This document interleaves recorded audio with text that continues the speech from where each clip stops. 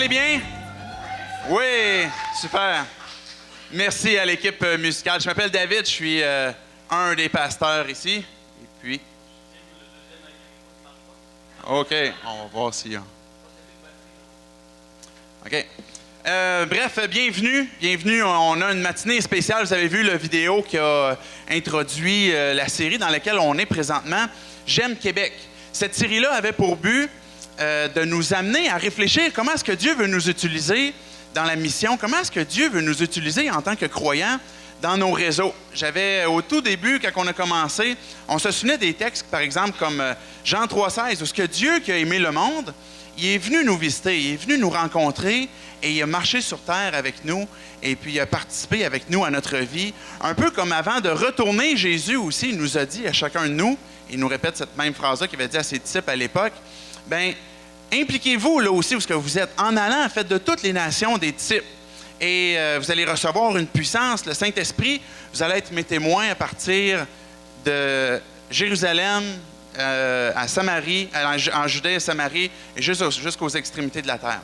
Bref, ce que ça veut dire pour nous, J'aime Québec, c'est cette idée où on est impliqué dans notre milieu et où on reproduit finalement la mission que Dieu a eue lui-même avec la terre, avec nous, où ce que dans notre monde, dans notre réseau, là où ce que Dieu nous a placés, on veut être présent, on veut être impliqué et on veut s'investir aussi. Je vais te passer mon micro en attendant, si tu avais quelque chose que tu veux ajouter. Merci. Bonjour à tous. Un deuxième qui s'en vient. Et que, dans toute la série J'aime Québec, on a voulu aborder des thèmes et des trajectoires qui nous aident à mieux comprendre comment vivre notre vie, notre identité en tant que chrétien, en tant qu'enfant de Dieu, pas juste dans des plages horaires bien précises, le dimanche matin ou dans des rencontres ici et là, ou quand c'est le temps chez vous, peut-être vous avez une routine où vous ouvrez la Bible à un moment donné, ou vous prenez le temps pour prier, mais c'est difficile à faire puis à réconcilier dans d'autres domaines de notre vie.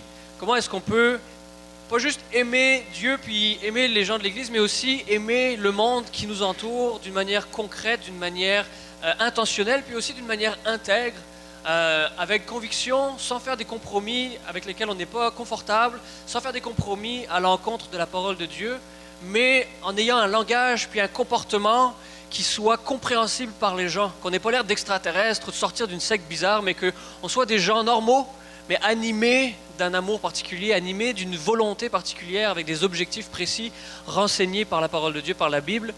Puis, c'est vraiment pas quelque chose de facile ou de naturel, et certainement c'est un sujet, un domaine qu'on a besoin de creuser ensemble pour ensemble s'aider à vivre d'une manière aimante envers notre ville et envers les gens de notre ville. Fait que tout au long de la série, on vous a invité à poser des questions, si ce qui a été partagé soulève des questions ou si on n'a pas abordé certaines choses que vous vouliez aborder finalement, qu'on puisse prendre le temps aujourd'hui, plus sous un format panel de questions-réponses, pour répondre à ces questions-là.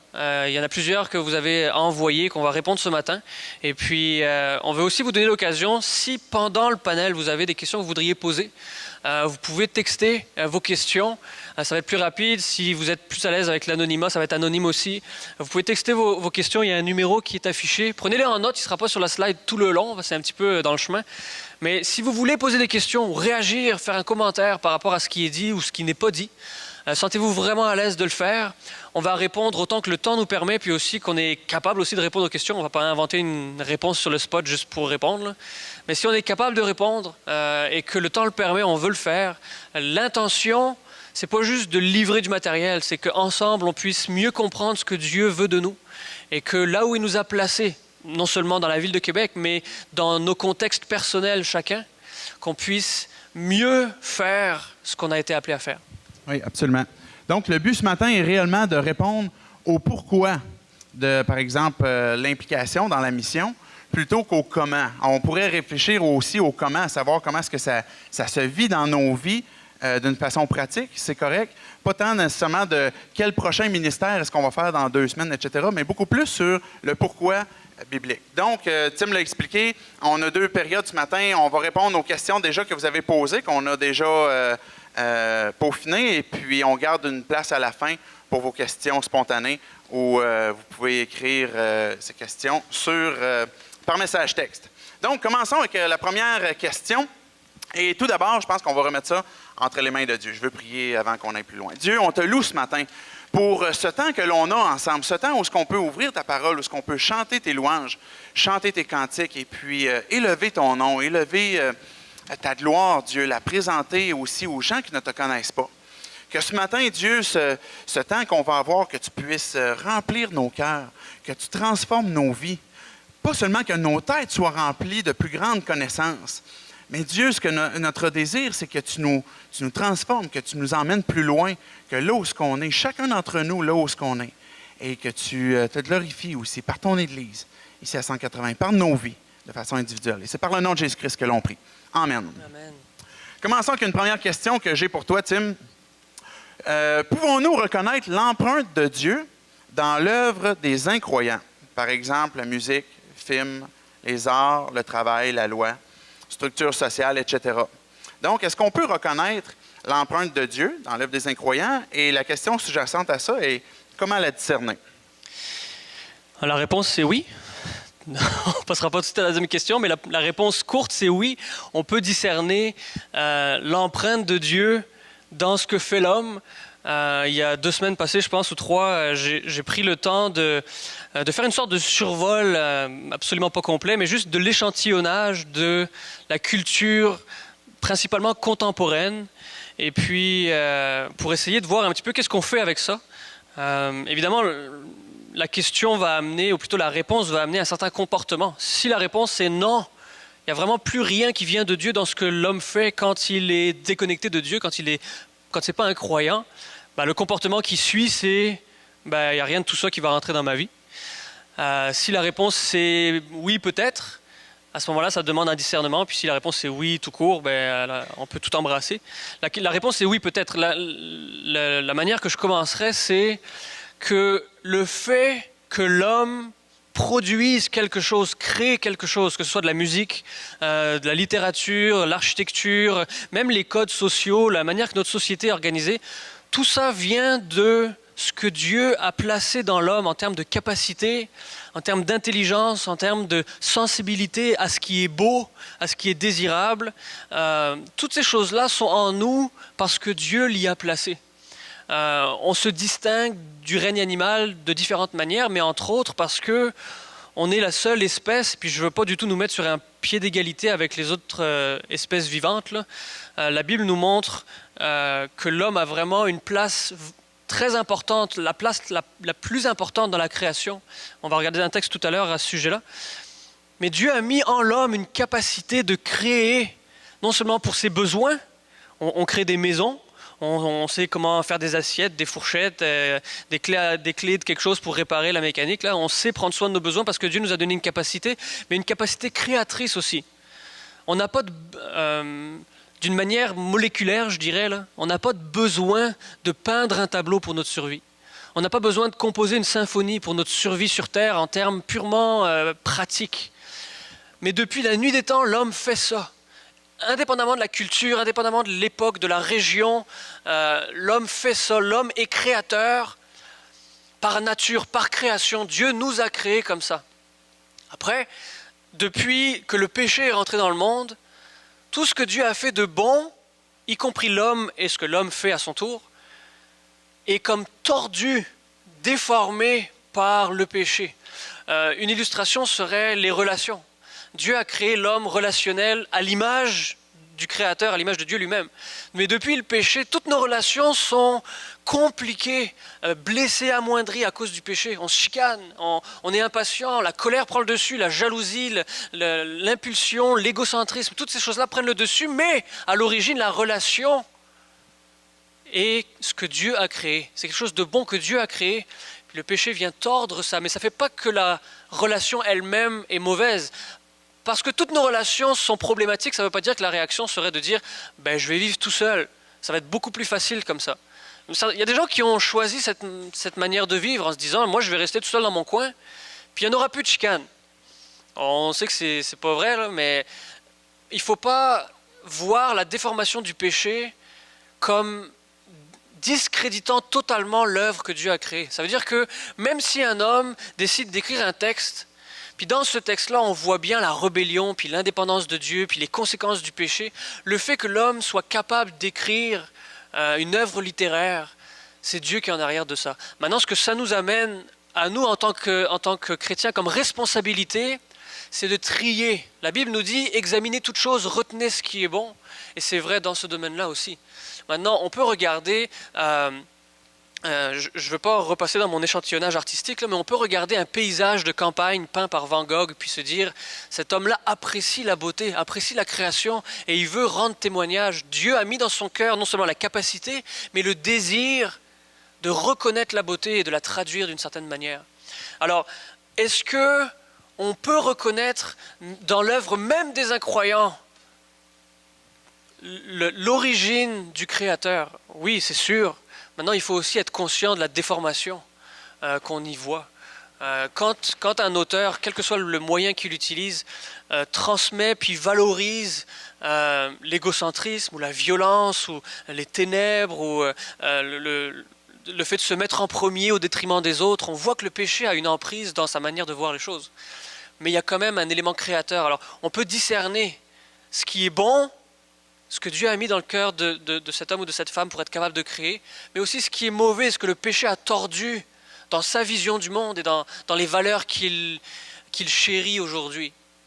Alors, la Bible nous dit dans Romains, au 1er chapitre, qu'on peut voir à l'œil nu les perfections de la création de Dieu. Même les perfections de Dieu se voient comme à l'œil nu dans la création. Mais l'homme fait partie de cette création. Et même dans le psaume 8, et c'est le verset que je voulais citer tout à l'heure, le psalmiste pose la question, puis on peut reconnaître notre propre questionnement là-dedans. Qu'est-ce que l'homme pour que tu te souviennes de lui? Des fois, on a cet élan, ce réflexe de dire, nous, on est des moins que rien, on s'est détourné de Dieu, puis un coucher de soleil, c'est beau, mais l'homme, c'est crotté en tabarouette. Mais le psalmiste dit, qu'est-ce que l'homme pour que tu te souviennes de lui, le fils de l'homme pour que tu prennes garde à lui? Et il répond lui-même à sa question en disant, tu l'as fait de peu inférieur à Dieu. Tu l'as couronné de gloire et de magnificence, tu lui as donné la domination sur les œuvres de tes mains, tu as tout mis sous ses pieds. Il semblerait que selon le psalmiste, l'homme porte l'image de Dieu d'une manière incroyable. Tu l'as créé de peu inférieur à Dieu. Maintenant, ce n'est pas de l'orgueil en se disant hey, pour qui il se prend ce gars-là de s'élever si haut qu'il est juste en dessous de Dieu. Non, c'est pas ça l'ordre des choses, c'est pas que l'homme s'élève pour aller le plus proche de Dieu possible, c'est que Dieu a créé l'homme de peu inférieur à lui-même. Il a mis un volume de gloire incroyable dans la création de l'homme. Et il a mis tout le reste sous ses pieds. L'homme est important aux yeux de Dieu, l'homme est précieux aux yeux de Dieu, l'homme est incroyablement capable parce que Dieu a mis en lui cette capacité. À nous maintenant le devoir de discerner qu'est-ce que le péché a amené comme conséquence, mais qu'est-ce que la gloire que Dieu a mis dans cet homme-là, comment c'est traduit dans ce que l'homme dit et dans ce que l'homme fait. Alors, bon, je ne vais pas prendre toute la matinée pour cette question-là, on pourrait y passer beaucoup de temps. On a besoin de faire le devoir, parce que comme je disais lors de ce discours-là, c'est beaucoup plus facile de dire tout ce qui ne vient pas d'une librairie chrétienne, je n'ai rien à faire avec ça, que de se dire j'ai besoin de voir que Dieu se révèle dans sa création.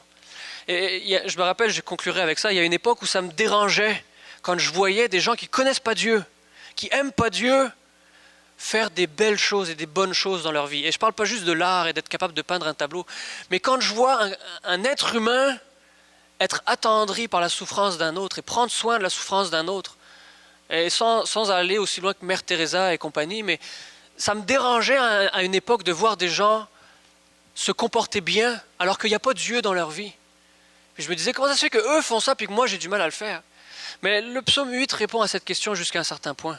Dieu a mis dans le cœur de l'homme un volume de gloire incroyable. Il a mis dans le cœur de l'homme beaucoup de choses de lui-même qu'on peut reconnaître aujourd'hui.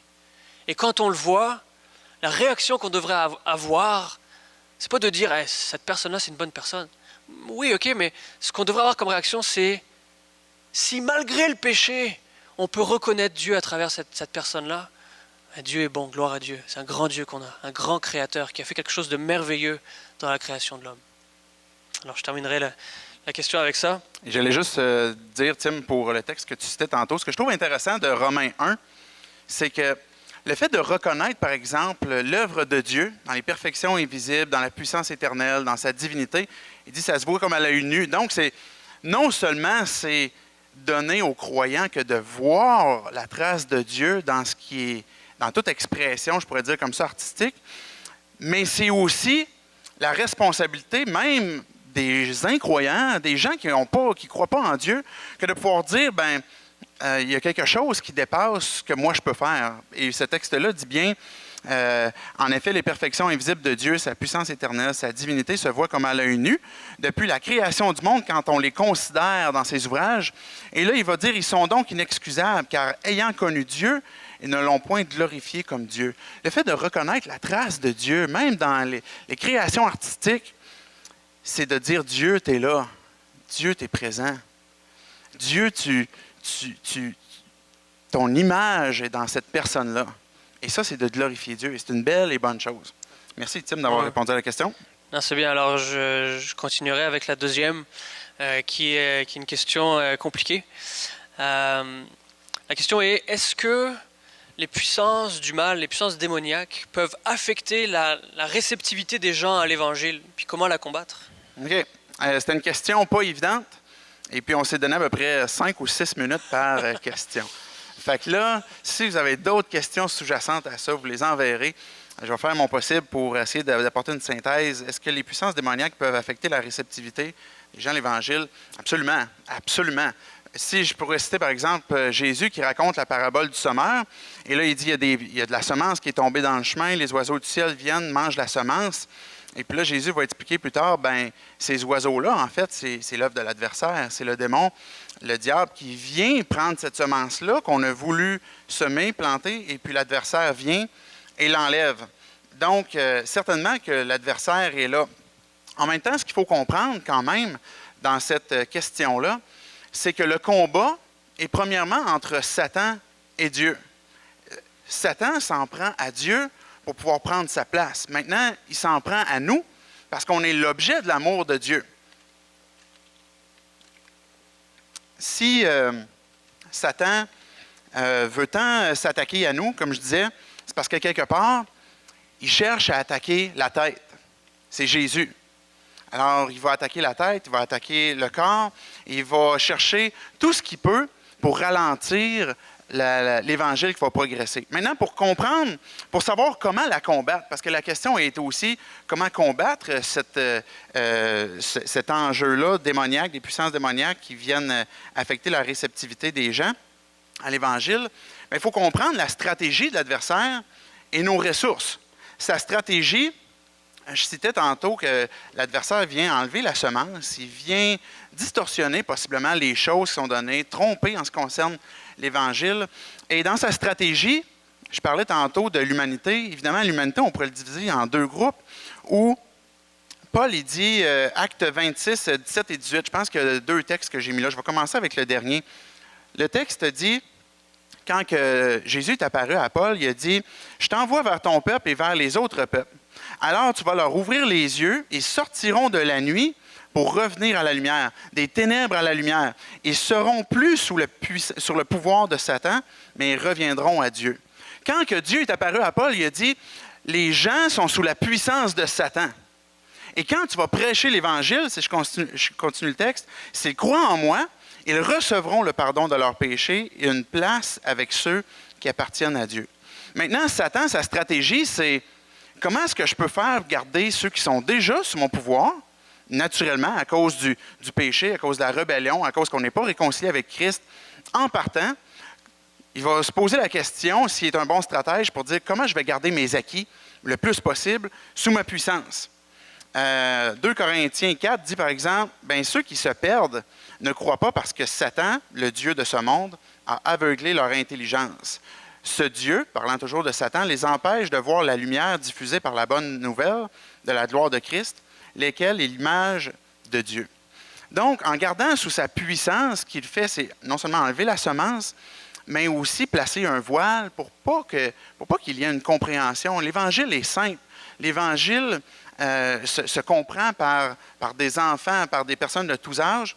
Maintenant, son œuvre, c'est de garder dans l'obscurité, de garder, de maintenir, d'encourager sous sa puissance, l'humanité déjà acquise par la chute. Quand on voit, par exemple, Satan qui va dans le jardin avec Jésus, excusez, pas dans le jardin, mais dans le désert, bien, le but de Satan, c'est de dire à Jésus, je sais, Jésus, que tu es venu ici pour gagner les royaumes. Tu es venu ici pour gagner l'humanité. Maintenant, moi, j'ai un bypass pour toi. Le bypass que je t'offre, c'est pas besoin d'aller selon le plan que le Père t'a donné, mais mon plan que moi, je te propose, c'est adore-moi, puis je vais te donner les royaumes, et tu vas devenir mon suppôt, finalement. Je vais te donner ces royaumes-là, mais tu vas être à mon service. Satan a vu l'opportunité, il a essayé de saisir une porte, et on connaît la suite de l'histoire, parce que Jésus ne s'est pas laissé tenter par Satan, mais il a essayé de saisir une porte pour finalement amener Jésus à avoir ces royaumes que Satan lui-même avait sous sa puissance.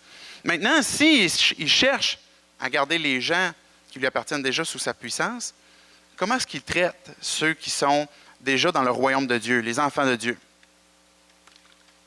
La façon qu'il va se prendre, il va chercher à décourager, à neutraliser, à diviser. L'adversaire vient et sème l'ivraie. Vous avez peut-être déjà entendu cette parabole-là. L'ivraie, littéralement, zizania. Semer la zizanie. C'est de là l'expression qu'on connaît aujourd'hui vient. Donc, l'adversaire, il vient semer la division. Il vient piéger aussi. Il cherche à nous prendre au piège. Il cherche à dévorer, à isoler. Comment est-ce qu'il peut prendre un croyant, par exemple, et l'isoler du plan de Dieu que d'appartenir à un corps? Accuser, il est l'accusateur des frères. Il va chercher à semer le doute, à t'accuser, à te rabaisser, à dire, regarde, finalement, même si Dieu t'a sauvé, même si tu ne le méritais pas, regarde, tu as encore chuté, tu ne vaux rien.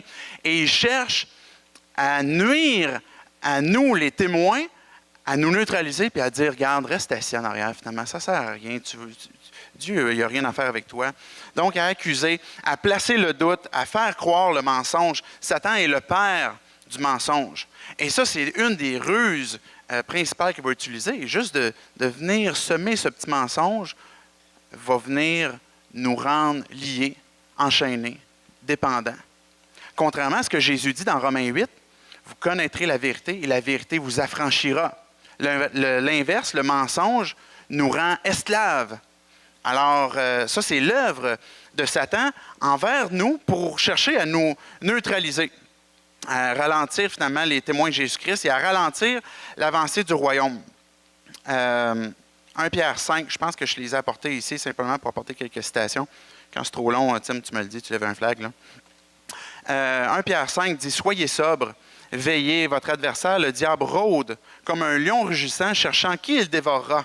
Résistez-lui avec une foi ferme. » Satan rôde comme un lion rugissant pour chercher à nous dévorer, à nous neutraliser. 2 Timothée 2, 26, que les adversaires dans l'Église, selon le contexte qu'on comprend, doivent être redressés dans l'espérance que Dieu leur donnera la repentance. Des adversaires, des fois des gens qui ont été piégés par l'adversaire et qui sont dans l'Église et qui cherchent maintenant à faire du trouble, à faire perdre la vision, à faire perdre l'avancée qu'on peut avoir avec le royaume. Ces adversaires-là, Paul est en train de dire à Timothée, il faut les redresser, il faut les ramener sur le chemin pour que finalement, que Dieu leur donne la repentance pour arriver à la connaissance de la vérité, afin que, revenus à leur bon sens, ils se dégageront des pièges du diable qui s'est emparé d'eux pour les soumettre à sa volonté. Alors, le diable cherche à s'emparer, piéger, pour les soumettre à sa volonté. Le moyen d'en sortir, ça, le texte est clair, c'est la repentance. C'est la repentance. C'est comme ça qu'on se dégage des pièges du diable. Maintenant, pour conclure la question, comment maintenant lutter, c'est contre ce mouvement-là de l'adversaire qui est là, qui cherche à Québec, là, nous autres, là, leur plan, les démons, ils vont dire, ben, on ne veut pas que Jésus soit glorifié, là. On ne veut pas que les gens loin de Dieu découvrent la vie en Jésus-Christ. On veut le garder sous notre puissance. On veut le garder sous sa puissance du royaume des ténèbres. Et ça, c'est leur plan, c'est leur désir. Mais les ressources que l'on a, et je veux conclure sur ça, les ressources qui vont nous amener à combattre efficacement. Colossiens 2 va dire, « Mais maintenant, Dieu vous a fait revivre avec Christ. » Ça, c'est la vérité. Quand vous avez un doute dans votre tête, saisissez la vérité. Christ vous a fait revivre. Il nous a pardonné toutes nos fautes, sans exception. Il a annulé le document qui nous accusait et qui nous était contraire par ses dispositions. il l'a supprimé en le clouant à la croix. Le texte dit que Dieu a supprimé l'acte officiel, notarié, qui nous disait David Chouinard condamné à cause de ses péchés. Mais avec la croix, ce que Jésus a fait, c'est qu'il a supprimé ce document-là à partir du moment où j'ai placé ma foi en lui. Alors, et verset 15, il dit « C'est ainsi que Dieu a désarmé les autorités. » Et là, on parle des puissances démoniaques et pouvoirs spirituels, et les a donnés publiquement en spectacle en les amenant comme prisonniers dans le cortège triomphal de son Fils. Jésus, en triomphant par la croix, a pris les autorités, les puissances, principautés, les démons, enchaînés par les poignets, par le cou, par les pieds, les a traînés en cortège public dans la ville, comme un roi qui revient dans sa ville pour montrer les gens qui ont été défaits et montrer ce cortège maintenant triomphal de ses ennemis placés en défaite. C'est ce que Jésus a fait avec les autorités. Maintenant, ça, c'est l'assurance que l'on a. On n'a pas à avoir peur de cette influence, de cette chercher à ralentir. Mais les ressources que l'on a, c'est évidemment l'œuvre de Christ et la foi que l'on a en Christ. On triomphe toujours par Jésus-Christ. Et vous, petits-enfants, vous avez déjà vaincu le malin, que Jean dit dans son épître. Et finalement, ce combat-là se fait, on est au front. Si vous êtes des enfants de Dieu, vous voulez être des témoins de Jésus-Christ, c'est certain qu'on va vous chercher à vous ralentir. Mais le moyen pour ça, c'est premièrement, d'abord et avant tout, de dépendre de Dieu, d'avoir foi en lui, d'être rempli de son esprit. C'est le premier jet que Jésus a dit, vous recevrez une puissance, mon esprit qui sera sur vous, et vous serez mes témoins. Et ça, on ne peut pas résister à l'adversaire si on n'est pas rempli de son esprit, si on n'a pas foi en Dieu. Dieu lui-même va s'occuper de combattre. Renoncez aussi aux accès, je vais le dire comme ça. Couchez-vous pas sur votre colère, qu'Éphésiens dit. Quand on se couche sur notre colère, on est en train de donner accès à l'adversaire. Topos, le mot original, un lieu où il vient s'établir, où il vient, je ne parle pas de possession, mais il vient prendre un lieu pour chercher à nous nuire, à nous faire du tort, à semer le doute, à semer de l'orgueil, toutes sortes de choses, et de renoncer aux mensonges aussi. S'il y a des mensonges que vous ciblez dans vos vies, dénoncez-le. C'est le mensonge que je vois dans ma vie, que je crois. Déclarez-le. Ce mensonge-là, je le déclare. Et la vérité maintenant que Dieu me donne, c'est ça. Le puissant nom du Seigneur Jésus-Christ. Il n'y a aucun autre nom qui est au-dessus de celui du Seigneur Jésus-Christ, qu'on chantait tantôt aussi, que les Philippiens 2 nous dit. Et ce nom-là, c'est par ce nom que donne la victoire. On a déjà chanté ces chants-là. Si vous venez d'église plus traditionnelle, par le nom de Jésus, Dieu donne la victoire. Et quand Satan nous tend un piège, c'est ce nom qui donne la victoire que chantent les élus. Et ça, c'est pas, comment je pourrais dire, aller plus loin qu'une théorie. Saisissez la vérité de ce puissant nom que l'adversaire redoute, le Seigneur Jésus-Christ. Et bref, je pourrais en dire longtemps, mais je veux conclure avec le dernier verset.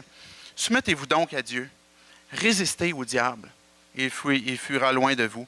Approchez-vous de Dieu, et il s'approchera de vous. Pour être des témoins efficaces dans la mission. L'adversaire va être là pour vous ralentir. Il y a toutes les ressources que Dieu a données, que lui nous a acquis, son puissant nom. Et nous, ce qu'on a à faire, approchez-vous de Dieu. Approchez-vous de Dieu. Quand l'adversaire vient, non.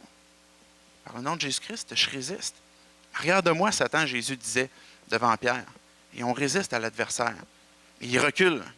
Et la vérité, c'est que Jésus va faire avancer son évangile. Va faire avancer son Église. Je voulais juste ajouter, si c'est une question qui vous intéresse, ça devrait. Je me rappelle un livre que j'ai lu il y a quelque temps qui est vraiment intéressant, écrit par C.S. Lewis. Si vous avez vu les Chroniques de Narnia ou des choses comme ça, c'est lui qui a écrit ça. Un écrivain très doué pour vulgariser des choses un peu compliquées parfois. Il a écrit un livre qui s'appelle, en anglais, c'est Screwtape Letters. Je pense que c'est Lettres à un jeune démon. Juste le titre, c'est inspirant, vous devriez être intéressé. Lettre à un jeune démon, puis il écrit un livre qui met en scène un démon senior qui est en train de coacher un jeune démon comment tenter les chrétiens, puis leur mettre des bâtons dans les roues, puis les embêter. Finalement, c'est une sorte de pédagogie inversée. Ça nous aide à nous comprendre que oui, on est dans une lutte spirituelle réelle, puis réaliser qu'on est sous les attaques de l'ennemi, puis comment est-ce que Dieu nous Dieu nous accompagne, nous aide, nous équipe pour y faire face. En tout cas, c'est une lecture assez ludique. Si vous n'êtes pas des gros liseux de livres, c'est vraiment une lecture le fun à lire. Puis en même temps, ça nous aide à garder à l'esprit. Quand on parle à des gens puis qu'il y a une résistance, c'est pas juste parce que le gars est borné. On est dans une lutte spirituelle, puis c'est la réalité aussi. Merci, Tim. Troisième question pour toi. Est-ce que les croyants devraient ouvertement manifester, militer leur désaccord envers certains enjeux sociaux, comme par exemple l'homosexualité, l'euthanasie, l'avortement, etc.? Alors, c'est évidemment une question assez glissante et très d'actualité. Je dirais pour commencer que oui, les chrétiens devraient verbaliser, affirmer, être capables de dire quelles convictions on a. Si des gens devraient avoir des convictions, c'est bien nous. On devrait, premièrement, je pense que le premier travail dans un sens, le premier devoir avant d'aller à droite à gauche, dire moi je suis pour ci, je suis contre ça, le premier devoir ce serait de développer les convictions. Pas parler ou pas trancher dans des débats difficiles et douloureux et brûlants, juste pour trancher. Affirmer une conviction, c'est nécessaire, mais il faut que ce soit vraiment une conviction. Et pas juste, ah, moi je suis contre ça. Pourquoi? Ben, je sais pas, mais je suis contre ça. Ça aide pas ni les autres, ni nous-mêmes. Puis souvent, on a des sujets qui nous viennent, puis on n'a pas nécessairement creusé, puis cherché, puis forgé une compréhension, puis une conviction, mais on est prompt peut-être à s'avancer, puis à dire ce qu'on pense. Je crois que la première chose en tant que chrétien, c'est de forger des convictions solides, fondées. La Bible nous dit que tout soit l'objet d'une conviction. Et quand on fait quelque chose, ce soit par conviction qu'on le fait. Et pas juste par préférence ou par qu'est-ce que l'air du temps nous dit aujourd'hui. On doit avoir des convictions sur les choses qui nous entourent. Puis que ces convictions-là soient fondées bibliquement. Si vous dites aujourd'hui, ben moi je suis contre la peine de mort, ou moi je suis contre, je sais pas moi, le militantisme écologique, ou moi je suis contre l'avortement, mais que les raisons sont des raisons bancales. Si vous affirmez ces convictions-là à quelqu'un, puis que la personne réalise que c'est des convictions qui ne sont pas fondées sur grand-chose, ben, il nous reste peu de crédibilité finalement pour la suite. Parce que le but ultime, c'est pas d'affirmer une conviction. Le but ultime, c'est que ça puisse devenir un pont, une conversation dans laquelle éventuellement Dieu va intervenir, parce que cette conviction-là est fondée sur la parole de Dieu, sur ce que Dieu nous a révélé. Donc, est-ce que les croyants devraient affirmer ouvertement ce qu'ils croient? Oui. Mais premièrement, il faut que ça vienne d'une conviction. La deuxième chose qui vient avec ça, c'est que le message, lui, la conviction elle-même ne change pas, mais la manière de parler, la manière de communiquer, le timing aussi, c'est crucial. C'est vraiment, vraiment important. Puis de ne pas juste arriver avec des vérités toutes faites sans prendre en considération la situation de la personne devant nous. Quand on parle, surtout quand il s'agit de sujets personnels, que ce soit l'avortement, ou que ce soit l'homosexualité, ou que ce soit d'autres thèmes comme cela, c'est des choses qui sont très personnelles, ça touche des vies, ça a des impacts dans l'existence d'une personne. Et puis on ne peut pas arriver là-dedans avec des gros sabots comme un chien dans un jeu de quilles, on livre la sentence, puis après ça on s'en va en espérant que la personne survive à ce coup-là. Il y a une chose qu'il faut qu'on se rappelle, c'est l'exemple de Jésus dans ces situations-là. On a plusieurs situations, plusieurs exemples où on voit Jésus qui était confronté à des personnes dont la vie était complètement à l'envers. Il y avait un désordre assez majeur qui existait dans la vie de ces gens-là. On peut penser à des publicains qui étaient plus ou moins, des collecteurs qui étaient plus ou moins des mafieux de l'époque. On peut penser à des prostituées, toutes sortes de mondes qui sont arrivés vers Jésus, puis sa manière de fonctionner, ça a toujours été de les surprendre, mais il ne les a pas surpris par une sévérité inflexible face à leur mode de vie. Ça a toujours été de les surprendre par la grâce et par l'amour qu'il avait pour eux, malgré l'écart énorme qui les séparait. Les femmes qui vivaient la prostitution à l'époque étaient complètement habituées à se faire rejeter. Et Dieu l'a surpris en disant « Moi, je ne te rejette pas. » Il est allé s'asseoir à côté de la Samaritaine, qui était habituée de se faire rejeter par tout le monde aussi. Il a laissé une femme prostituée lui laver les pieds.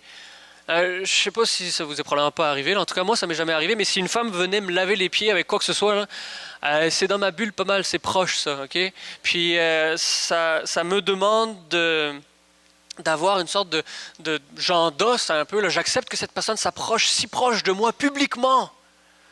Jésus a montré par son comportement qu'il aimait cette femme et qu'il n'était pas inconscient de ce qui se passait dans sa vie, mais il voulait qu'elle soit surprise par l'amour et la grâce que Dieu étendait envers elle.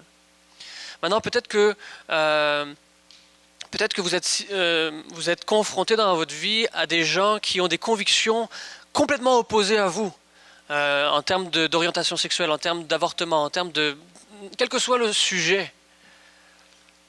Gardons à l'esprit l'exemple de Jésus qui surprenait par la grâce, surprenait par l'amour qu'il démontrait. Maintenant, ça ne veut pas dire que ça nous amène à faire des compromis de conviction, des compromis de qu'est-ce qu'on croit est juste et bien. Mais on va avoir un accès bien plus grand si on commence par aimer la personne, puis montrer qu'on aime la personne, plutôt que si on commence par lui dire « Excuse, c'est parce que moi, je ne suis pas habitué de prendre des cafés avec des gens comme toi. » On a perdu tout accès qu'il pouvait y avoir. On a perdu tout droit d'avoir une conversation avec la personne si on commence comme ça. Puis, en passant, si ça peut nous aider à réfléchir, parce que je sais que j'ai tendance à amener le balancier un peu plus vers aimer et pas condamner, parce qu'on a tendance, nous autres, collectivement, à aller dans l'autre sens, mais est-ce qu'on est capable de s'entendre un matin là, que le fait d'être hétérosexuel ne nous amène pas au ciel? On est-tu d'accord avec ce point-là? Le fait d'être straight ne nous amène pas au ciel. Ça ne nous rend pas juste devant Dieu, autrement dit. Okay? Personne n'est sauvé à cause de ça. Autrement dit, ce n'est pas parce que quelqu'un vit une vie avec une orientation sexuelle différente, l'amener à changer d'avis, ça ne va encore pas l'amener au ciel. Faire de quelqu'un qui a une orientation sexuelle qui va à l'encontre de la parole de Dieu, puis l'amener à devenir hétérosexuel, ça n'amène pas personne au ciel, ça. Ça n'amène pas personne au ciel. On est capable de maganer bien des relations, puis on ne l'a toujours pas amené plus proche de Jésus-Christ. Maintenant, ça ne veut pas dire qu'à un moment donné, il faut adresser le sujet. C'est sûr que ça va arriver à un moment donné. Mais pourquoi est-ce qu'on croit que la meilleure chose pour l'homme, c'est qu'un homme et une femme vivent ensemble? Parce qu'on croit que Dieu a créé les hommes et les femmes pour fonctionner de cette manière-là et que c'est la meilleure chose. C'est ce qui est écrit ici. Mais si on reprend des passages dans la Bible nos passages clés, là, quand on parle d'homosexualité par exemple, puis qu'on dit « Ah, les débauchés, les homosexuels n'auront pas accès au royaume de Dieu », mais dans la même liste, il y a menteur. Oups, je me retrouve dans la liste, moi, avec. Là. Avec quelle grâce, avec quelle douceur, avec quelle affection est-ce qu'on peut approcher les gens qui vivent une vie déconnectée de la nôtre sur ces sujets-là? Je crois que l'avortement est quelque chose qui ne devrait jamais arriver. Jamais, jamais, jamais, jamais arriver. C'est ma conviction profonde. J'allais dire ma conviction personnelle, mais c'est ma conviction basée sur les Écritures. La vie humaine a énormément de valeur. Trop de valeur pour qu'une seule personne puisse décider qu'un enfant vive ou ne vive pas. Mais si je veux avoir cette conversation-là avec une femme qui a vécu l'avortement ou qui y pense ou qui est vraiment convaincue de l'autre côté, je dois d'abord lui montrer que je ne lui accorde pas moins de valeur à cause de ça. Ce n'est pas une personne que je méprise à cause de ses convictions ou à cause des gestes qu'elle a posés. Je suis dans le même bateau. Je suis menteur et ben d'autres choses qui fait que moi aussi je suis dans la liste, puis Jésus m'a aimé quand même. Elle est dans la liste, puis Jésus l'aime aussi, indépendamment de ses actions, indépendamment de ses convictions. Puis c'est ça le message qu'on a besoin de transmettre. En passant, la plupart des gens savent que les chrétiens sont contre l'avortement, sont contre ci, contre ça, contre ben des affaires. Ce qu'on a besoin de leur dire, c'est qu'on aime malgré ça. Que ça ne devient pas une issue, une question émotionnelle. Est-ce qu'on est capable de s'asseoir avec des gens avec qui on est en désaccord total sur bien des choses, puis de lui dire quand même, j'apprécie passer du temps avec toi, j'apprécie qu'on puisse partager un moment ensemble. Ce n'est pas un compromis de conviction, c'est un chemin nécessaire pour que la personne devienne disposée à l'Évangile. Fait que, j'ai pris plus de temps et j'ai skippé la moitié de la question, là, mais dans la question, il y avait aussi l'élément à quel mouvement on devrait s'associer. Est-ce que je devrais aller faire telle marche publique qui va avoir lieu dans les rues du centre-ville, etc. La question qu'on doit se poser, c'est est-ce que cet événement-là va plutôt être confrontateur, va plutôt renforcer le fait qu'on n'aime pas les gens, ou est-ce que ça va nous donner des accès? Est-ce que ça va démontrer qu'on aime parce que Jésus a aimé? Est-ce que ça va nous donner des ponts de communication? Peut-être que, et je terminerai avec ça, peut-être que votre voisin lutte avec le cancer et il ou elle va participer à une marche pour promouvoir la conscience des gens ou lever des fonds. Allons allons soutenir, allons aimer, participons à des choses qui vont montrer qu'on aime parce que Jésus aime aussi. OK? Merci, Tim. Il y avait une quatrième question que j'avais planifiée, puis ce que je vais faire, je vais la garder pour plus tard. Je ne sais pas si je t'avais dit au tout début, toutes les questions qui sont posées, que vous envoyez présentement, on va y répondre, que ce soit par les groupes Connexion ou par le Facebook. Et puis cette quatrième question-là, ce que je vais faire, que j'ai planifié, je vais la mettre de côté pour aborder des questions en tour de rôle, ce que moi et Tim, on va faire, des questions que vous venez d'envoyer. Mais merci, Tim, pour ce qui concerne l'implication sociale. Et puis, je vais y aller avec une question qu'on a reçue tantôt. Salut vous deux. Étant donné qu'on est plus plongé, par exemple, ou immergé dans le monde, n'y a-t-il pas un risque de se polluer ou de se contaminer encore plus? N'y a-t-il pas plus de risques de tomber si finalement on s'implique beaucoup dans la mission? Je trouvais la question vraiment intéressante parce qu'évidemment, c'est une des réflexions que des fois certaines églises, certains mouvements croyants vont dire pour affirmer qu'il ne faut pas se mélanger au monde, qu'il ne faut pas être présent dans le monde. Et je ne suis pas de cet avis-là qu'il faut se couper du monde. Maintenant, les textes qui me viennent en tête pour répondre à cette question-là, Jésus, dans sa dernière prière, juste avant d'aller au ciel, il a fait une prière au Père. On appelle cette prière-là la prière sacerdotale. Et puis Jésus, il dit, Jean 17, puis je vais commencer à partir du verset, mettons, 12. « Lorsque j'étais avec eux dans le monde, je les gardais en ton nom. J'ai gardé ceux que tu m'as donnés, et aucun d'eux ne s'est perdu, sinon le fils de perdition, afin que l'Écriture soit accomplie. » On parle de Judas à ce moment-là. Verset 13, il dit, « Et maintenant je vais à toi, et je dis ces choses dans le monde, afin qu'ils aient en eux ma joie parfaite. » Verset 14, « Je leur ai donné ta parole, et le monde les a haïs, parce qu'ils ne sont pas du monde, comme moi je ne suis pas du monde. Je ne te prie pas de les ôter du monde, mais de les préserver du malin. Ils ne sont pas du monde, comme moi je ne suis pas du monde. Sanctifie-les par ta parole. Ta parole est la vérité. Et comme tu m'as envoyé dans le monde, je les ai aussi envoyés dans le monde. » Ce que Jésus est en train de dire, c'est, « Père, tu m'as envoyé dans le monde. J'ai été avec eux, je les ai protégés, je me suis investi avec eux. Et là, papa, je retourne à toi, et puis là, on va les laisser là, on va les laisser derrière. Et puis, je te prie pas. » Et puis, il l'a dit explicitement pour que nous, on puisse le savoir encore aujourd'hui. « Père, je ne suis pas en train de te prier de les enlever du monde. Je ne suis pas en train de te prier de les isoler du monde, mais qu'ils soient présents dans le monde parce que je les envoie eux aussi. Mais je te demande de les protéger du malin. » C'est intéressant, ça revient aussi à la question qu'on a abordée tantôt, mais de les préserver du malin. Donc, est-ce qu'il y a un risque? Oui, il y a un risque. Certainement qu'il y a un risque. Jusqu'où est-ce qu'on va aller? Jusqu'où est-ce qu'on peut s'impliquer? Jusqu'où est-ce qu'on peut toucher à gauche ou à droite? Je crois que ce qui est important pour qu'on puisse avoir une marche présente dans le monde, mais aussi comme Pierre dit, soyez saints comme il est saint. Il y a une question de sainteté, de marche dans la pureté qu'on a à avoir dans le monde. Il faut saisir c'est quoi le plan de Dieu. Il nous a placés dans une communauté. Il nous a placés dans une église, dans son corps. Son intention, c'est qu'on ait des relations les uns avec les autres, qu'on soit présents, qu'on s'investisse dans un groupe connexion les dimanches matins, qu'on donne l'occasion aux gens de nous connaître et qu'on donne l'occasion aux gens de dire, David, je remarque que dans tel aspect de ta vie, il me semble que ça commence à glisser un peu. Il me semble qu'il y a telle difficulté. Et c'est ça qu'on appelle la discipline. Souvent, on va prendre la discipline au sens très péjoratif, très négatif. Mais 1 Corinthiens 5, je vais terminer avec ce texte-là pour cette question-là. 1 Corinthiens 5, il dit, à partir du verset 9, « Je vous ai écrit dans ma lettre de ne pas avoir de relation avec les débauchés. » Et là, il va dire, mais pas d'une manière absolue avec les débauchés de ce monde, ou avec les cupides, ou avec les ravisseurs, ou avec les idolâtres. Autrement, il vous faudrait sortir du monde. Et puis, ce n'est pas ça le plan. Le plan, ce n'est pas que vous n'aviez pas de relation de façon absolue avec les débauchés de ce monde. Mais là, il va clarifier sa pensée. Maintenant, ce que je vous ai écrit, c'est de ne pas avoir de relation avec quelqu'un qui, se nommant frère, est débauché ou cupide, idolâtre, outrageux, ivrogne, ravisseur, de ne pas même manger avec un tel homme. Qu'ai-je en effet à juger ceux du dehors? C'est pas ma job. Et puis ça peut même compléter ce que Tim il vient de commenter avec qu'est-ce qu'on fait avec les gens du dehors? On va-tu commencer à condamner?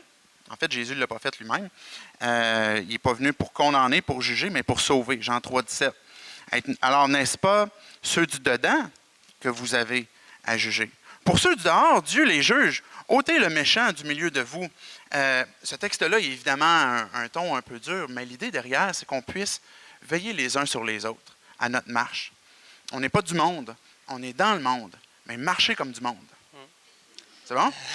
Good.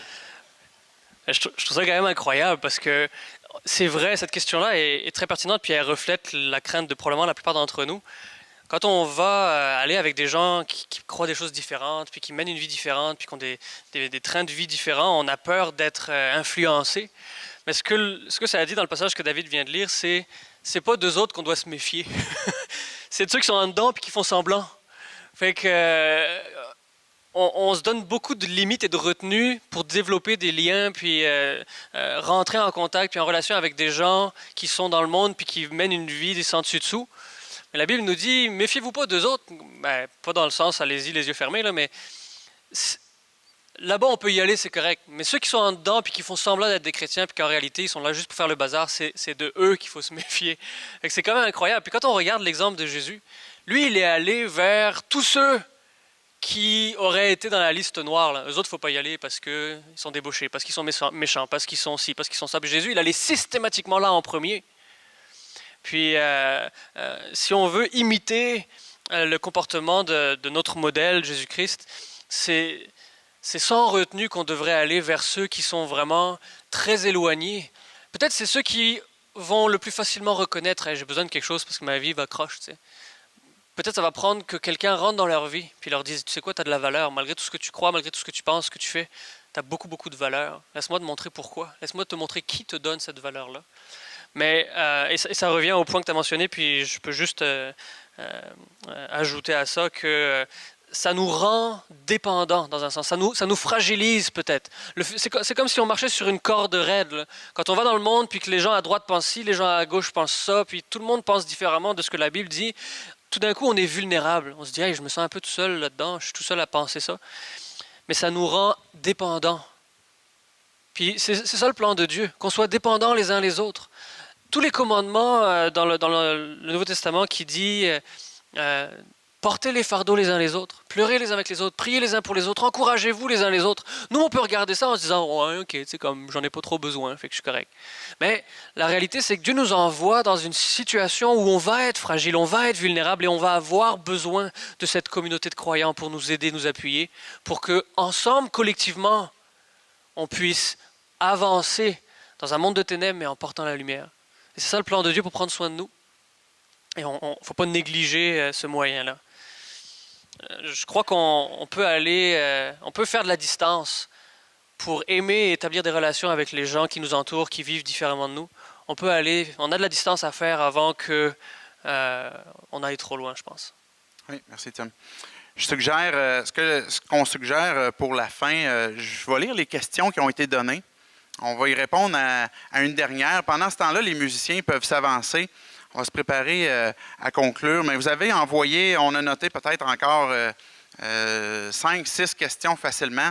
Et puis, très intéressant. Je peux en lire quelques-unes. Est-ce que notre rôle de convaincre de péché c'est quoi le rôle dans ce cas-là du Saint-Esprit, si notre rôle n'est pas de convaincre du péché. Une autre question, comment reconnaître la voix de Dieu? Une question vraiment intéressante. Une autre, est-ce que Dieu est restrictif ou permissif? Veut-il nous donner ou nous contraindre? Une autre question est donnée, si on peut être rempli de l'Esprit, je suppose qu'on peut éteindre aussi l'Esprit selon la Bible. L'Esprit que faire pour que l'Esprit soit en nous et débordant, puisque c'est lui qui convainc? Une autre question qui a été donnée. Et puis, peut-être qu'on peut conclure, comme je disais, avec une dernière question que je trouve intéressante, qu'on avait jonglé à savoir si on allait l'aborder aussi ce matin. Et puis, on va faire place tranquillement aussi aux musiciens. Mais la question est, Dieu nous commande de respecter les autorités établies.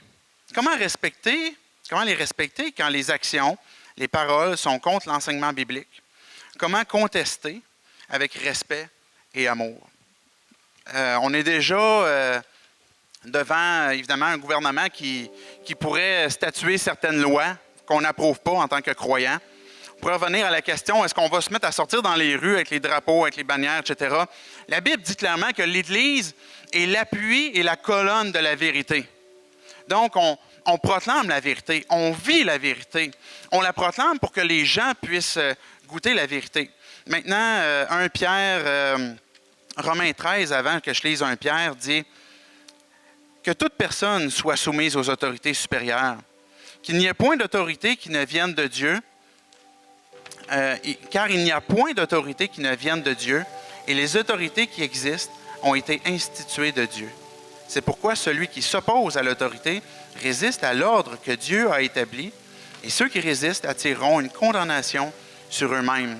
Il faut premièrement avoir la compréhension que les autorités que l'on a, c'est Dieu qui l'a établi. Même Jésus a dit à Pilate, « Sais-tu pas que c'est mon Père qui t'a établi là? » Quand Pilate lui disait, « Savais-tu que je peux porter la main contre toi? » Dieu a établi les autorités. Et pour répondre plus précisément à la question, qu'est-ce qui arrive si on est devant une situation où on doit avoir une désobéissance envers le gouvernement? Parce que premièrement, on veut obéir à Dieu. Et ça, c'est ce qu'on devrait faire si l'occasion se présente. On veut obéir à Dieu d'abord et avant tout, en toute chose. Mais les gens à qui Pierre écrivait son épître étaient dans une situation semblable. Et Pierre leur dit à partir du chapitre 3, « Et qui vous maltraitera si vous êtes zélés pour le bien? D'ailleurs, même si vous souffriez pour la justice, vous seriez heureux. N'ayez d'eux aucune crainte et ne soyez pas troublés, mais sanctifiez dans vos cœurs Christ le Seigneur, étant toujours prêt à vous défendre en donnant des bons coups de Bible. » C'est pas vrai, je veux juste savoir si vous suiviez. « Avec douceur et respect devant quiconque vous demande raison de l'espérance qui est en vous, et ayant une bonne conscience, afin que là même où il vous calomnie, comme si vous étiez des malfaiteurs, ceux qui décrivent votre bonne conduite en Christ, soient couverts de confusion. Car il vaut mieux souffrir si telle est la volonté de Dieu en faisant le bien qu'en faisant le mal. » On veut obéir à Dieu d'abord et avant tout. Et l'attitude qu'on doit avoir, c'est une attitude de respect et de douceur, de sanctifier Christ, le Seigneur, dans nos cœurs et d'être prêt à se défendre de l'obéissance que j'ai envers Dieu. Je ne sais pas si tu veux compléter certains aspects. C'est bien, alors merci pour votre participation, pour les questions aussi. Comme David a dit, on va y répondre dans les jours qui viennent. Et puis, c'est un format intéressant qui nous permet d'avoir un petit peu de communication dans les deux sens, en espérant que ça puisse animer en nous non seulement un désir, mais une détermination aussi pour aimer les gens que Dieu a placés à côté de nous. Il nous a placés là pour un but précis, pour être des témoins, pour être une lumière. Et on espère ensemble, collectivement, que Dieu puisse faire un travail dans nos vies pour qu'on le fasse de mieux en mieux pour sa gloire.